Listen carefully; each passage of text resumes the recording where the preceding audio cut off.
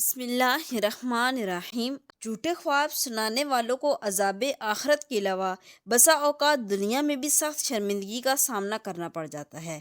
اس سے متعلق ایک عبرتناک حکایت سنیے۔ ایک شخص نے محمد بن سیرین رحمۃ اللہ علیہ سے ایک خواب بیان کیا۔ کہنے لگا، میں نے خواب دیکھا ہے کہ میرے ہاتھ میں ایک شیشے کا پیالہ ہے جس میں پانی بھی موجود ہے۔ وہ پیالہ تو ٹوٹ گیا مگر پانی جوں کا توں موجود ہے۔ یہ سن کر آپ نے فرمایا، اللہ پاک سے ڈر اور جھوٹ نہ بول، کیونکہ تو نے ایسا کوئی خواب نہیں دیکھا۔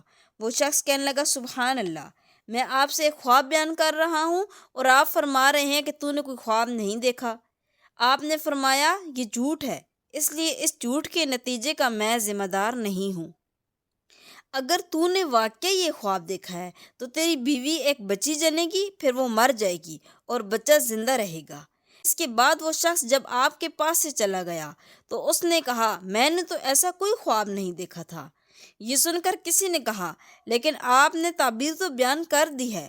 حضرت شام رحمۃ اللہ علیہ فرماتے ہیں، اس واقعے کو زیادہ عرصہ نہیں گزرا تھا، اس شخص کی بیوی نے ایک بچی جنی، پھر وہ مر گئی اور بچہ زندہ رہا۔ جھوٹا خواب بیان کرنے اور اس کی تعبیر پوچھنے سے بچنا چاہیے کہ جھوٹے خواب کی بھی اگر تعبیر بیان کر دی جائے تو وہ واقعہ ہو جاتی ہے۔ اچھے اور سچے خواب بیان کرنے اور سننے میں کوئی مذائقہ نہیں۔ الحمدللہ، سچ بولنے سے نہ صرف دنیا میں ڈھیروں بلائیاں نصیب ہوتی ہیں بلکہ انسان جھوٹ جیسے گناہ میں مبتلا ہونے سے بھی بچ جاتا ہے۔ اس لیے ہمیشہ سچ بولنے کی عادت بنائیے اور جھوٹ بولنے کی عادت سے جان چھڑائیے۔ کیسی ہی مشکل ہو، بڑی سی بڑی مصیبت آن پڑے، ہرگز جھوٹ کا سہارا نہ لیجیے اور سچ پر مضبوطی سے جم جائیے۔ انشاءاللہ الکریم دین و دنیا کی بلائیاں نصیب ہوں گی۔ آئیے سچ بولنے کی برکت پر مشتمل ایک ایمان افروز حکایت سنتے ہیں۔ بیان کیا گیا کہ ایک دن حجاج بن یوسف چند قیدیوں کو قتل کروا رہا تھا۔ ایک قیدی اٹھ کر کہنے لگا، اے امیر، میرا تم پر ایک حق ہے۔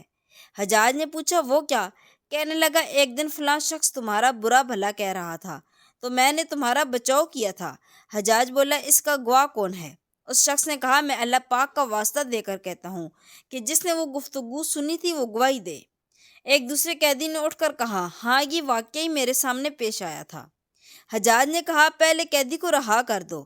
پھر گواہی دینے والے سے پوچھا، تجھے کیا رکاوٹ تھی کہ تو نے اس قیدی کی طرح میرا بچاؤ نہ کیا؟ اس نے سچائی سے کام لیتے ہوئے کہا، رکاوٹ یہ تھی کہ میرے دل میں تمہاری پرانی دشمنی تھی۔ حجاج نے کہا، اسے بھی رہا کر دو، کیونکہ اس نے بڑی ہمت کے ساتھ سچ بولا ہے۔ معلوم ہوا سچ بولنے والے ہمیشہ کامیاب ہوتے ہیں۔